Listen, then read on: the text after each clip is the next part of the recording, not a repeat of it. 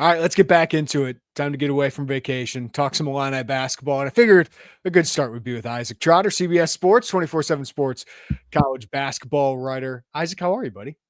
Doing well. How are you? How was vacation?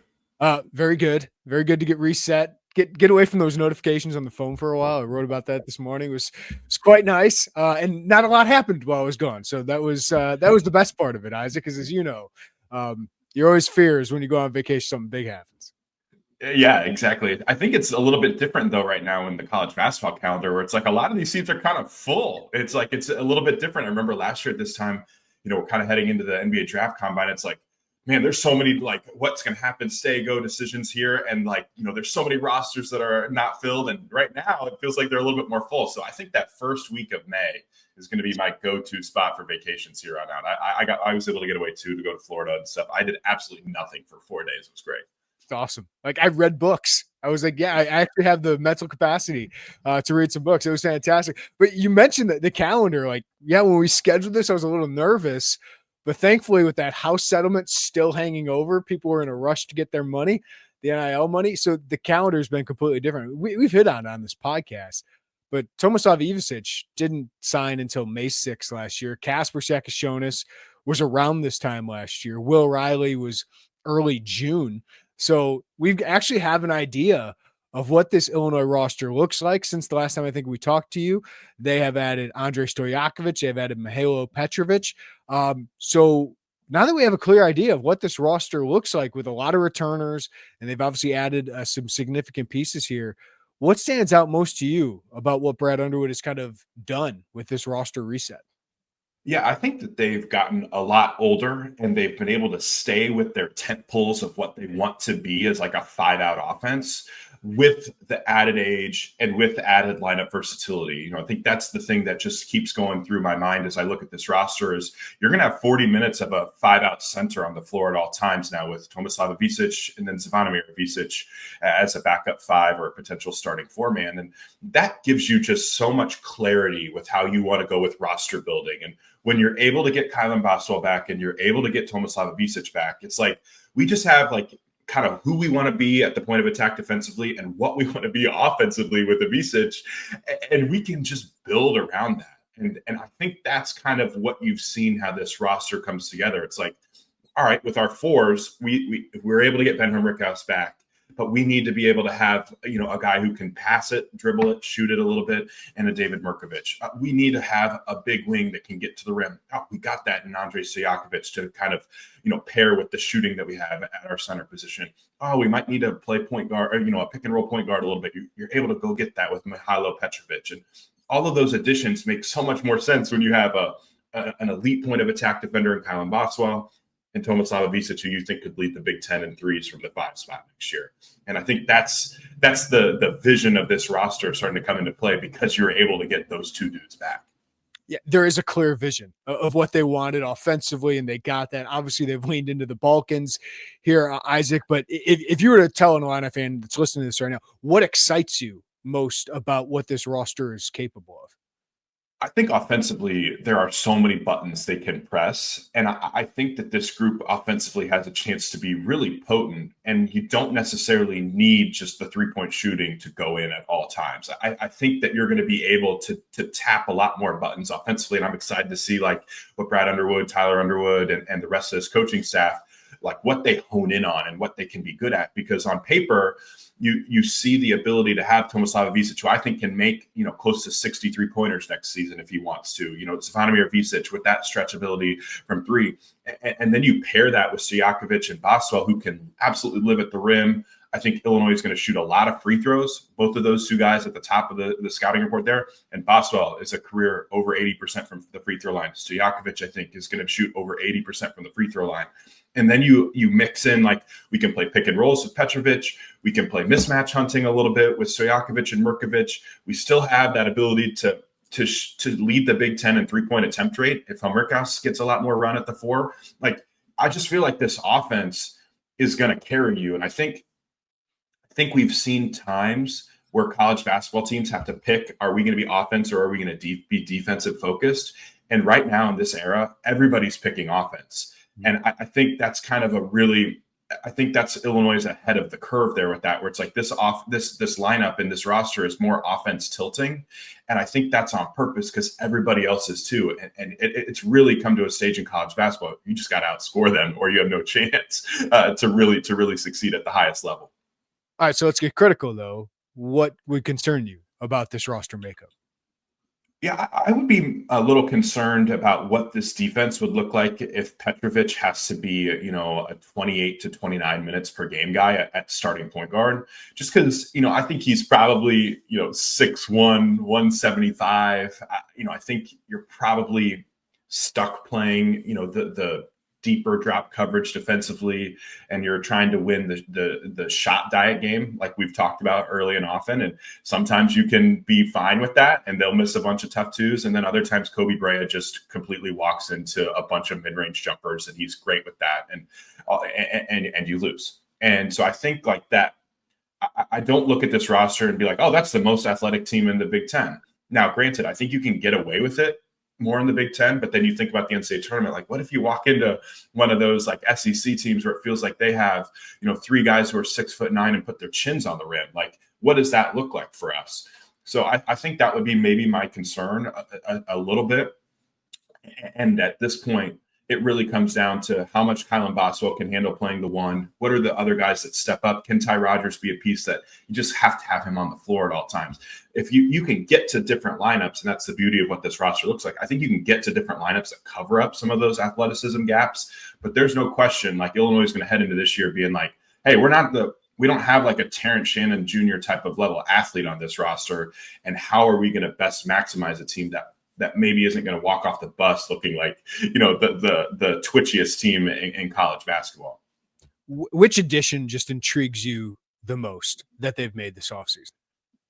I mean, it's the biggest one. It's Stojakovic. He is just, you just look at his game, and I was looking this up, and, he got to the free throw line on 20% of his drives last year. So then I'm like, all right, my head starts tilting. Like, all right, what does that number look like compared to other guys? So I looked it up. Terrence Shannon, he got to the free throw line on 27% of his drives on 92 drives. So like that's like the A+ level. But Will Riley, 11%. Kasaparas Jakucionis, 18%. Ayo 14%. So like Stojakovic, his ability to play off of 2 feet, and you just see the fit with what this roster looks like. And it's like, man, it's hard not to really be bullish on him being the best version of himself at Illinois. I don't think his counting stats are going to necessarily blow teams away just because of how deep this team could be. But I think his efficiency is just going to go through the roof. And what he means for this Illinois roster is just so enormous. The amount of rim pressure that he's going to bring, the free throws that I think he's going to have. And I think he's a huge candidate to shoot it from 3-point range so much better as well. Last year he shot just 7 for 34 on unguarded catch and shoot threes. That's at 20% clip. The national average is about 37%. And he was at the 35, 36% range as a freshman. So I think you're kind of expect water to find its level there from 3. And then you add in, hey, we're going to play faster. And you add in, hey, our 5s actually shoot threes and stretch the floor a little bit. Hey, you might be able to shoot even more at the rim now this year. I feel like he made a really smart decision to pick Illinois for basketball reasons. Now, granted, the money, I think they also, made it close there too, right? Or even had the highest offer. We'll see kind of what that number ended up being.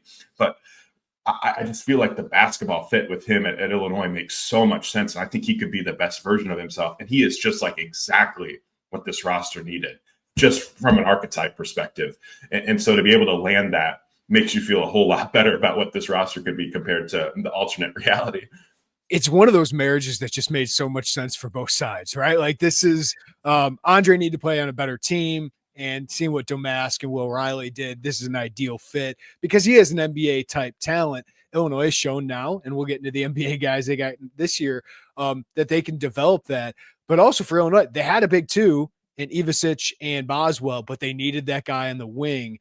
And he just kind of complements everything else, fills a lot of the gaps that they need. So what do you think is the ceiling and floor for a guy like Stojakovic this year? Yeah, I mean, I think the ceiling is probably like he could be a top 10 player in the Big Ten, right? Like maybe a top 5 player in the Big Ten if everything clicks and goes according to plan. But I think the beauty of this team is they don't necessarily need him to be that guy. Like I think Illinois would be fine walking into every Big Ten game next winter and being like, all right, we have 3 top 25 guys in the league. We feel like we have one of the best two-way guys. Feel like we have one of the best wings, and we feel like we have one of the best fives. Like that's something that in an 18-team league is pretty damn good.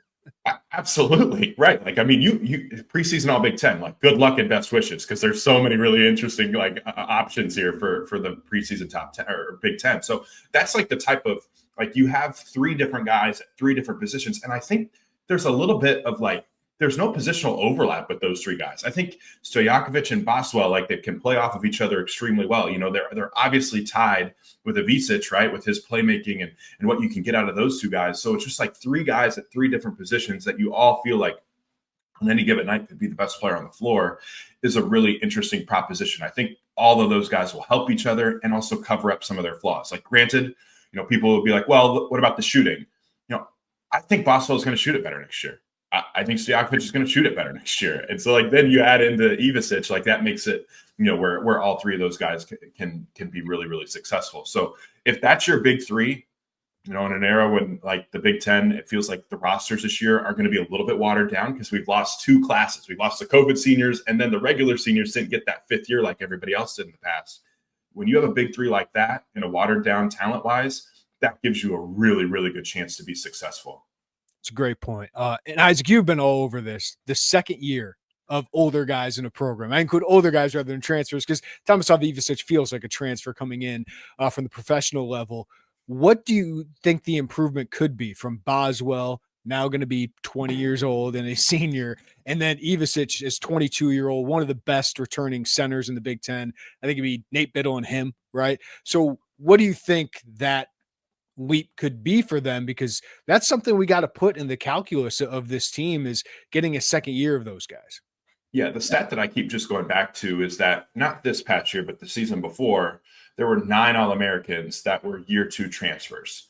And so like that's like the type of like the build or the ceiling that you could get to. And even this past year, like Florida doesn't do what they do without Walter Clayton Jr. like kind of turning into that guy. And then Will Richard was a year 2 transfer. And then you like added like all of those different pieces together with what they were able to be. And, I think for Illinois, Boswell obviously has to shoot it better from 3, but I think he can. I think you see like the end of the season, what he was starting to do, or the level that he was starting to play at. If you can parlay that into next year, you're starting to talk about yourself as like, one of the better guards in the Big Ten. And the Big Ten is loaded with league guards, but I think Illinois will feel like every night they have a chance if Boswell is one of those guys.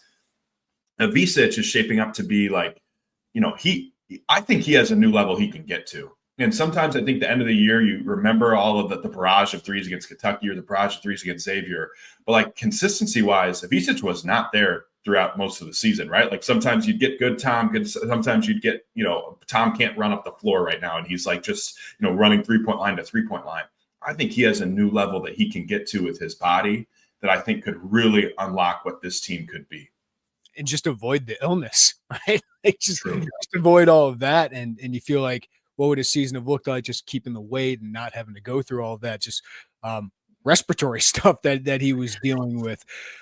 Let me ask you this, because there are so many intriguing guys on this roster. Ty Rodgers, Mihailo Petrovic, Ben Hummerkaus. Who would be the biggest X factor of that group for you, for this team?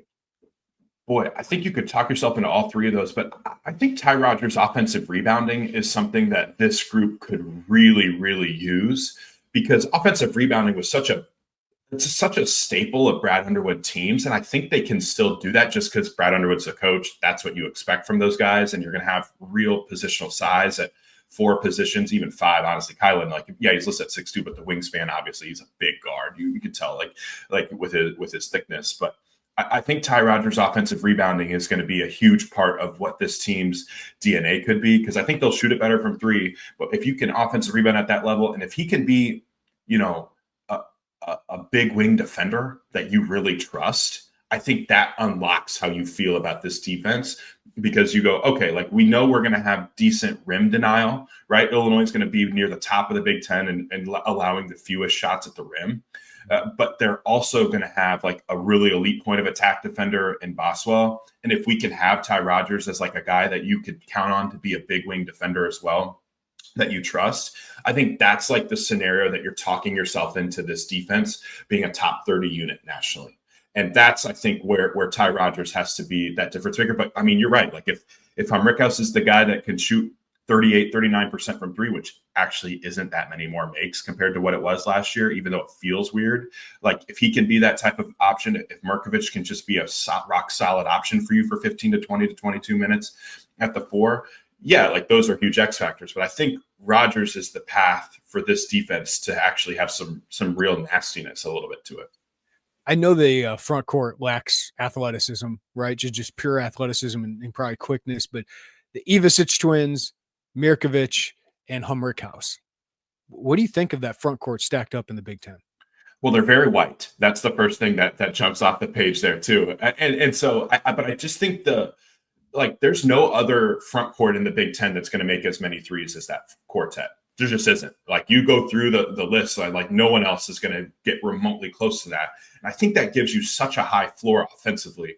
And the one thing I keep thinking about is just like, if Tomi Ivisic, like if his conditioning can continue to get better, that's going to make him way more impactful, right? Because Illinois at times, like I wanted Merez Johnson on this team. I think Merez Johnson had a great fit. Like when we were doing our transfer portal scouting stuff, like I was pushing for him to have a really high, grade. But like Illinois needed 40 minutes of a shooter at the five. And I think last year they didn't necessarily have that. Like their offense really changed when Tomislav Ivisic, took a seat on the bench. This year, I think it might not change as much. And maybe that gives you a little bit more continuity when Zvonimir checks into the game and can add some of those threes. And then you're not really feel like you're sacrificing anything offensively as a 5-out option. You literally have the same DNA.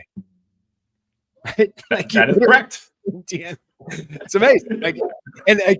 That's what we wonder about how much they can play together. But the biggest factor in all of this is just that you have 40 minutes of Ivisic on the floor. And both those guys are proven like borderline right now. NBA draft prospects, could be NBA draft prospects after the season.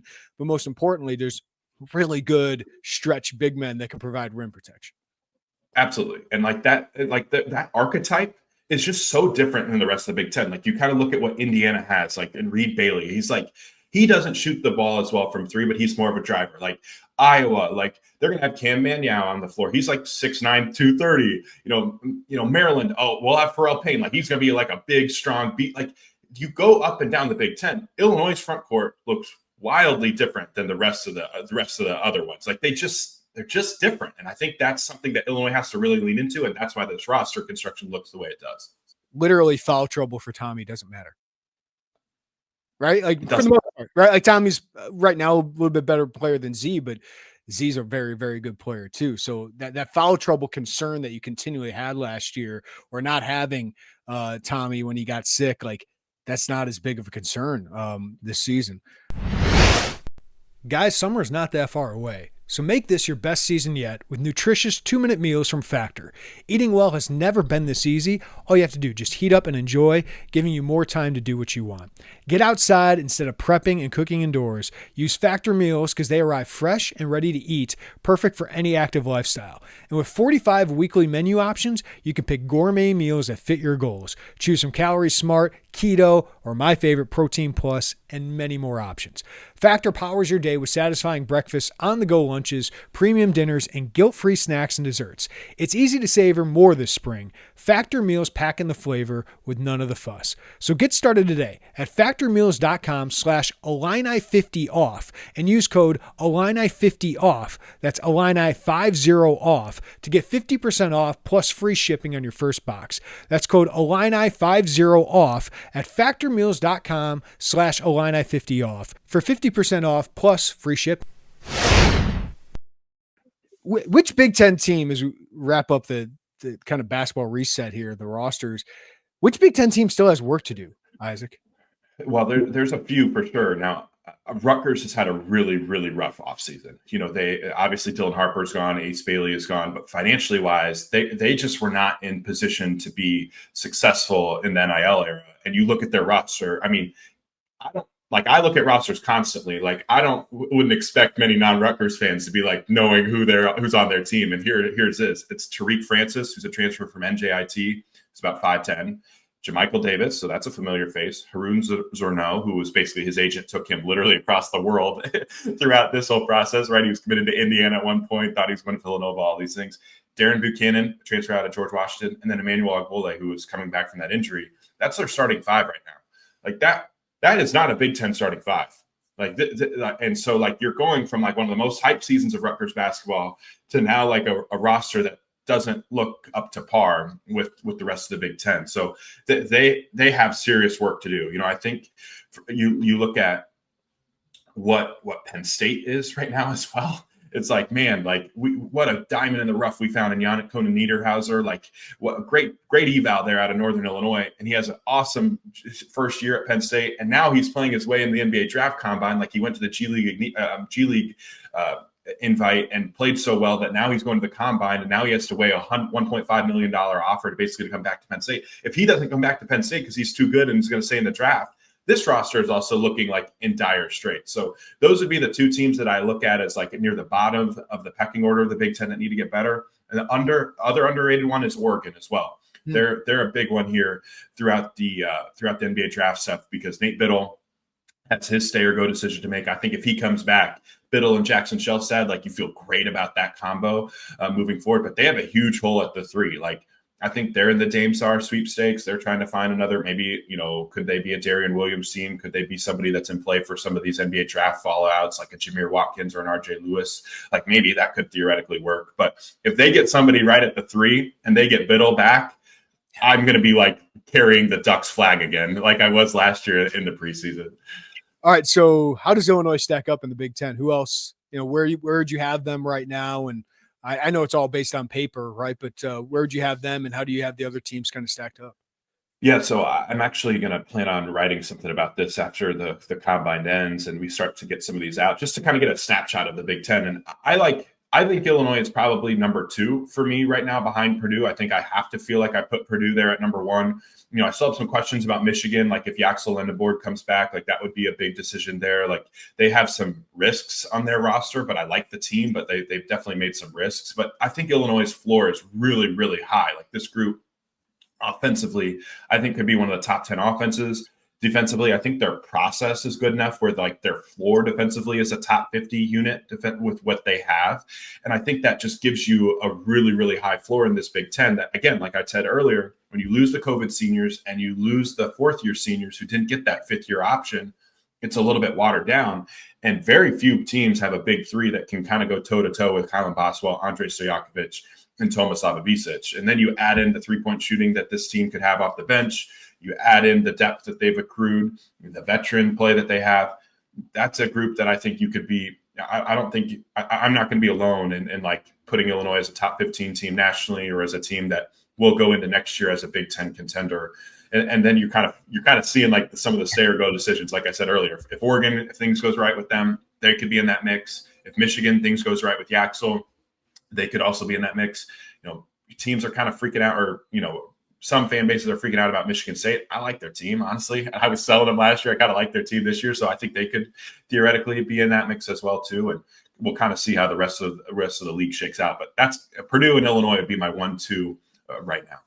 I think we both were pretty high on Illinois, the talent they had coming in last year, and it was a pretty good season for Illinois. Not great, but pretty good. I think the difference now is you have some continuity. Right? Like you have 5 or 6 players returning, and then you've added good talent that is also old, right? Like that's the difference. I just feel like this team's going to be a little bit more reliable, or a lot more reliable, because of the age, because of the experience, because 5 or 6 of these guys have been through these battles together as well. Yeah, I mean, I think you look at this rotation, it's like Tomislav Ivicic and Zvonimir Ivicic are over 20. Brickhouse is 23 at this point. Stojakovic entering year 3. Ty Rodgers entering year 4. Boswell entering year 4. Petrovic is like 27 or however old he is, right? Like that's like 7 of your top 8 guys are all going to be 20 or 21 or older. So like that veteran age gives you a huge boost. And then especially when you talk about the retention that matters so much, it's like, it's kind of interesting. Like outside of like the adding like that 5-star freshman to this mix, Illinois is kind of like building that UConn like level blueprint of like elite retention. And then you mix in like the right transfers at the right spots that check off those boxes. So like, yeah, maybe they don't have like that Steph Castle, but like this roster looks like similarly built to some of those title contending type of blueprints that everybody's trying to emulate. And Illinois has certainly done a good job of finding the right pieces for that. And now we'll have to see if it can kind of come together. And the thing is, like, they might not have, a Will Riley, 5-star prospect, but Stojakovic was, right? Like, he was a top 20 McDonald's All-American kind of guy. So you do have some NBA level talent on this roster. Maybe not lottery, maybe not first-round draft pick. We'll have to see with that. But they do this year. The NBA Draft Combine is this week. Isaac, I know you'll be there in Chicago. How much do Kasaparas, Jakucionis, and Will Riley have to gain this week specifically? Like, how much can change at the NBA Draft Combine for guys who are projected to go top 20, top 25? Yeah, no, I don't think it'll be necessarily as much on the court. I think measurements will certainly matter. And then I just think interviews are something that this week you can kind of get a guy can help themselves out a little bit. So I don't think if you're tuning into the NBA Draft Combine this week to expect Kasaparas, Jakucionis to scrimmage. Maybe Will does. I'm not sure yet. I guess we'll have an answer to that eventually. But yeah, both those guys are kind of what they do behind the scenes, whether that's with measurements and then with those meetings. It's kind of the way to kind of improve your stock. But I think both of those guys, a lot of teams kind of know the deal with them. Like, I've heard that a lot of the teams are doing their intel work on them right now. Like you're not hearing anything bad about Will Riley right now. Like you're not really hearing anything super negative about Kasaparas, Jakucionis, right? Like one negative I heard about Kasaparas was that like, man, he really, really cared a lot. And like losing was really hard on him. And he just like took it hard when he didn't play well. And like, yeah, that might be a negative, I guess, but like, that doesn't feel like a negative. It's like somebody in a job interview being like, yeah, I take work way too seriously. So I care too much. Yeah. Right. So like, that's like some of the stuff you've heard about it. But yeah, I think for both of those guys, I think Will's a top 20 pick. I think KJ's probably a lottery pick. Like that's kind of where my expectation is. And then we'll head into this week and just kind of see what happens from there. What do you think of them at the next level? Isaac, I trust your evaluations. I'd like to hear what you think. So what do you think about KJ, Will Riley? What are their roles in the NBA? What is their journey, do you think? How would you project it ahead? Yeah, like for me, like I think the KJ conversation is fascinating because I wonder if he is in like those like is he, how much Tyrese Halliburton film is he watching? Like what type? Because like that's like the type of stuff that I feel with him, not all the time, but like those step back threes is just something that like I see Halliburton do a lot, and I think KJ is something that he's going to continue to be. But I kind of feel like I know what he's going to be, like a high floor type of offensive type of talent. I think he's going to be able to stretch the floor. I think he's going to be an off the dribble shooter. I think the playmaking is obviously going to translate. I'm just kind of curious about the athleticism, the attention to detail defensively, how his body continues to change, type of stuff like that. Like I feel like he's going to be in the league for a long time. I would be surprised if he isn't. Like I saw Kevin O'Connor, and he's not the first one to make these comparisons, but Goran Dragic, Spencer Dinwiddie, and I'm like, yeah, those guys have been in the league for a decade. That's a really good NBA player, and maybe at number 5. I don't know if I want to take that because we've seen some of the flaws, but he's not even 19 yet. He turns 19 in, I think, 2 weeks. But we saw him compete at the highest levels and produce against the highest levels. And then obviously he had some issues after the injury, and maybe teams just figured him out a little bit more. And he did struggle with kind of that quicksand, like he makes one mistake and he compounds it. Those things he has to learn, but he's still just 18 years old right now. And I think he's going to be in the NBA for a long time. So if I'm on the back end of the lottery, say I'm the Chicago Bulls, I feel like if he fell back there, I have a player that's got a higher ceiling than maybe most 13, 14, 15th picks would have. No, I agree with that. And, I think my relationship with KJ has been a little bit complicated because like I saw that buzz of like the top 5 buzz early. And I guess I had to kind of run with it because like you really just smart people do that. But like I've always kind of liked Will a little bit more as an NBA guy prospect. Like the things that Will Riley does at his body at 6'8", 6'9", just like that's my type of player. I love that 6'8", 6'9" type of wing that can really handle it. And I think the playmaking with Will is going to really entice somebody. And I've seen the people that have him outside the top 30. I've seen the people that have him outside the top 25. I just don't see it. Like, I really think that somebody is going to be enamored with that as well, just because the way he moves and how slippery he is on those drives. And I think his IQ is really high as a cutter. We saw that start to showcase with the Visic a little bit down the stretch. I've talked myself into him. Like, I just really do. I think like the stuff with him, like, is going to absolutely translate in like 2 years. Like, just give me 2 more years in a weight room and he is going to be an absolute monster. You're definitely going to have to be patient with him, right? Because there's physical development that has to happen. I really get concerned about the defense. It's a negative wingspan guy. That concerns me a little bit on the defensive end. But offensively, there's a playmaker there. As long as he can handle the defense in the NBA. But I do think he's got the body to fill out. He had 20 pounds this year. So I think that strength is going to come. So what would be your NBA comp for him? Like, what could he be at the next level if things went well? I texted. I'd feel a lot better about him. He'd probably be a top 10 pick if he were 6'10", right? Like, with his skill set. I texted LaTulip about this, like, when he first came into Illinois. I thought it was like Kaishan George, or maybe a Piper. Me and Piper and LaTulip, one of the maybe even you. I don't even know at this point. Yeah. Kaishan George has been like my comp for him as just like that string bean, super long guy. And like Kaishan George at Miami last year couldn't guard. And like everybody said the same thing about Will, like they said about Kaishan George and like all of these different things. And then this year for the Wizards, like, he had one of the best defensive seasons for a rookie like we've seen. And so like I think that that shows like what type of body you can have, what type of growth you can make with your game. And if Will goes to the right spot where, say, it's a really, really bad team like the Wizards and you get a chance to play a lot of minutes, like I think you could potentially see that growth because, you know, just the type of reps that he's going to be able to get in such a short period of time at that age. I think he's just a real candidate for rapid improvement. And so, yeah, maybe I shouldn't be in an NBA front office because if I was there with an 18th, 19th, 20th pick and I'd be like, man, we could get Will Riley here. Like, that would be really hard for me to pass up if I needed a long-term investment into somebody.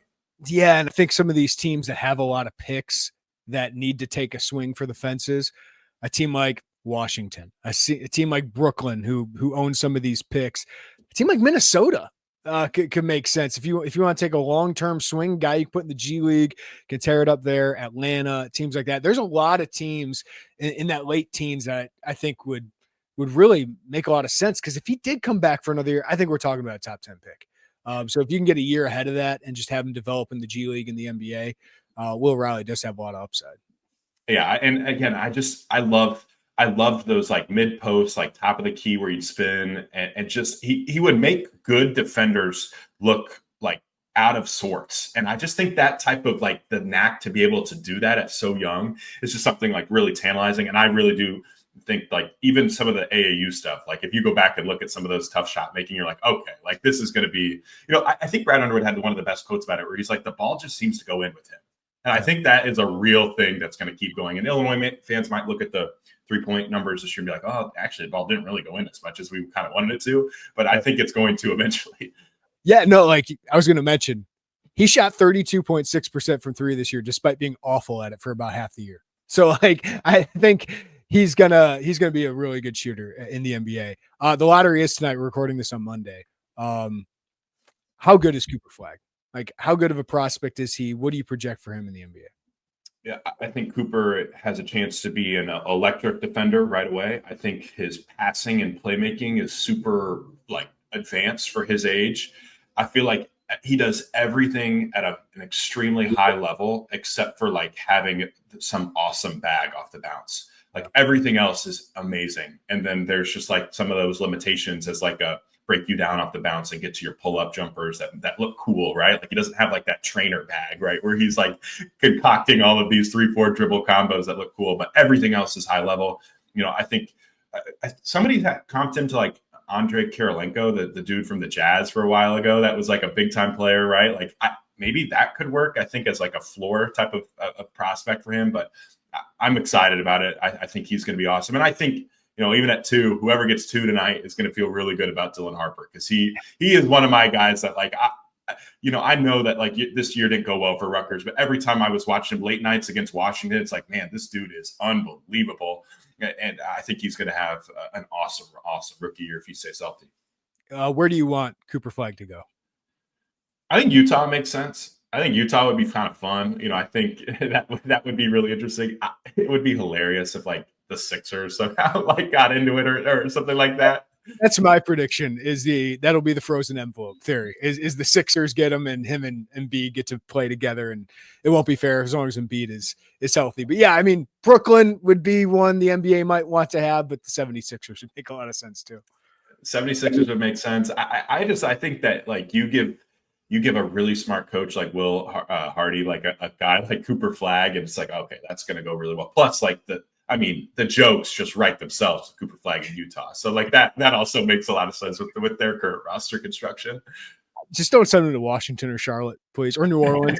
Those teams do not deserve to win the lottery. They're always at the top of it. Would you take Edgecombe or Bailey, number 3? I'm an Edgecombe guy, but I also understand that that might be something that like I'm trusting maybe more like what I saw as a freshman, because like I think Edgecombe is really safe. He's super athletic. I think he's going to make threes. I think he's going to guard. It's kind of like Victor Oladipo would be a comp, right? Sure. And then Ace is a little bit more of like that wild card where it's like if he could ever figure out a way to dribble and he improves his body a little bit, he has a chance to be a really nice player. I think Ace Bailey's comp is probably closer to like the, Michael Porter Jr. And that's a really talented, really player there. But VJ is one of those guys where you see him jump and he jumps to shoot a layup and all of the other defenders drop down because they're human, and VJ just stays in the air for a half second longer and finishes the layup, a little bit like Donovan Mitchell does sometimes on his drives in the playoffs. And I like those type of athletes. Yeah. If you're a Bulls fan, like some of us suffering, what would you hope if they stay at 12 at the back end of the lottery? Who would you want there? I think the KJ conversation would make sense, just even though, we should never be drafting for, need at this point. We're best player available at this point. But I also think that, the Bulls certainly are in a good draft from, a bigs perspective. Like, the bigs in this class are extremely good. If somehow, Kaman Malawach dropped, that would be huge. That would be enormous. But, I could even talk myself into, a Derek Queen. I could talk myself into a Thomas Sorber out of Georgetown.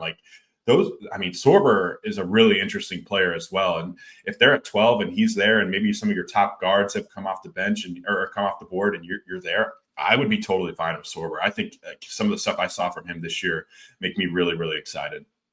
All right, I'm going to end with a fun one. Illinois, Alabama, they announced that day through the United Center on Wednesday, November 19th. Another high-level matchup between two great offenses there. Brad Underwood is pushing for these marquee matchups. So who would you love to see them play next year? Or just a home and home, or a United Center, another neutral site? What would you like to see? I'd like to see UConn. I think that would run it back. I think Brad Underwood would probably relish the opportunity to get his lick back a little bit there. I think that would be a big time game as well. Just kind of with the rosters that Dan Hurley has been starting to accrue. I'm buying UConn this year nationally. I think they're going to be really, really good again. That could make sense. I think Texas Tech, with what they've started to do lately on the recruiting trail, is really fun. Those games would be high level. I feel like it's wrong, though, to bring this conversation up and not bring up an SEC team, because Brad Underwood and the SEC seemed like a little bit tied at the hip at this point. So, you throw in your Kentuckys of the world. You could easily throw in, I think at Auburn. How about Florida? They're both losing a lot. And Todd Golden's losing 5 of his top 6 scorers. So I think it'd be mutually appealing to kind of play each other, see what they got.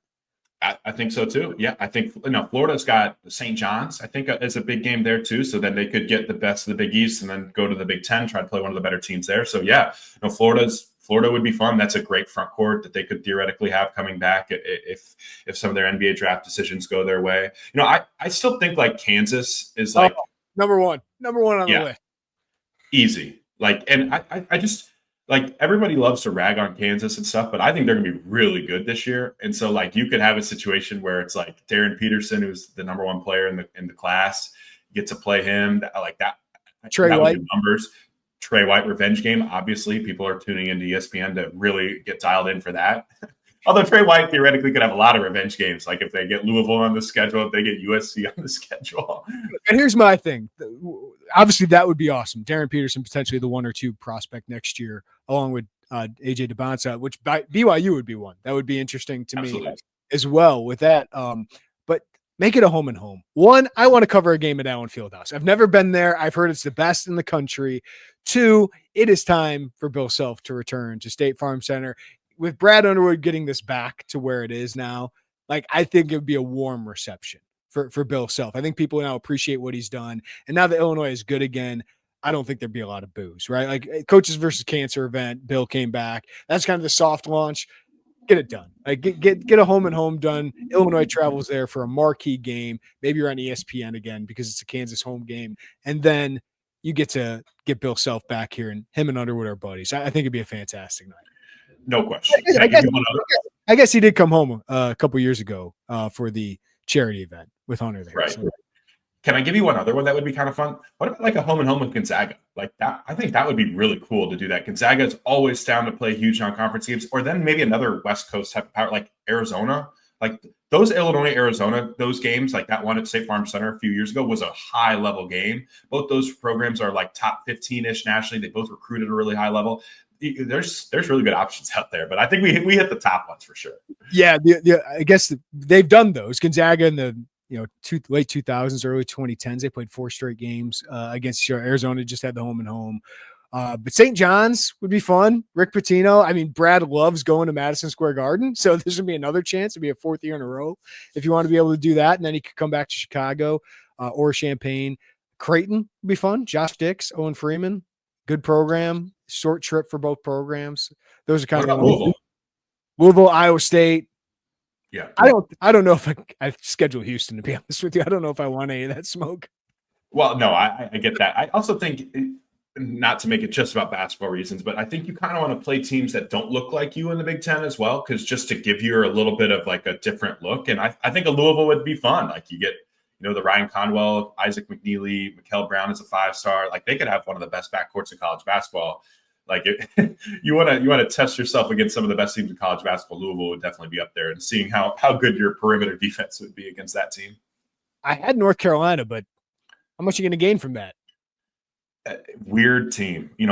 Some people internally have said that this could be the worst $10 million roster in college basketball history. Like that's kind of the type of conversations that are happening right now. Like that team, it feels like North Carolina's in a little bit of an identity crisis because they love to hire within that Carolina family and everything, but it's just not going super well. So they have a new general manager, paid him a ton, and Jim Tanner.